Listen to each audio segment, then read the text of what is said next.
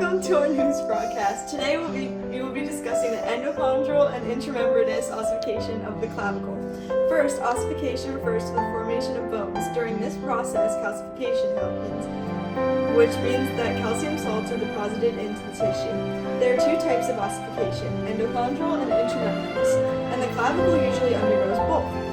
Most bones in the body formed by endochondral ossification, but the clavicle is one of few bones that uses both methods of ossification.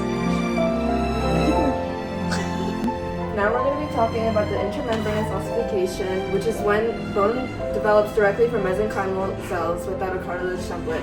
This forms facial bones, part of the skull, and the middle portion of the clavicle. Mesenchymal cells turn straight into osteoblasts, which then produce bone tissue. Blood vessels are trapped inside as the blood forms. This process is faster than the endochondral ossification, which requires several steps.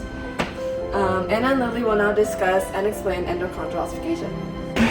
Endochondral ossification is different because it starts with the Hayman cartilage model. Growth in length is called interstitial growth, and the growth in width is apositional. Here are the steps. First, the chondrocytes in the center enlarge, the matrix calcifies, and the cells die, leaving the cavities.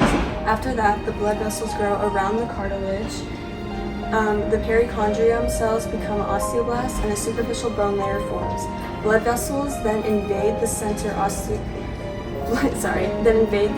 Osteoblasts form spongy bone at the primary ossification center. Next is remodeling. It forms the medullary cavity and bone thicken. Once that happens, the secondary ossification center develops in the epiphysis. Continuing on from Anna, the epiphyseal plate, which is the growth plate, remains between the epiphysis and diaphysis. Finally, during puberty, cartilage growth slows, bone growth speeds up, and eventually the plate closes. This forms the epiphyseal line, which means the growth has ended. Something special about the clavicle is that it uses both ways of ossification. As Taylor mentioned, the middle part of the clavicle develops through intramembranous ossification for mesenchymal cells directly into osteoblasts. The medial and lateral ends of the clavicle form through endochondral ossification. This combination of two processes is rare and makes the clavicle one of the first bones to start ossifying, but one of the last to finish.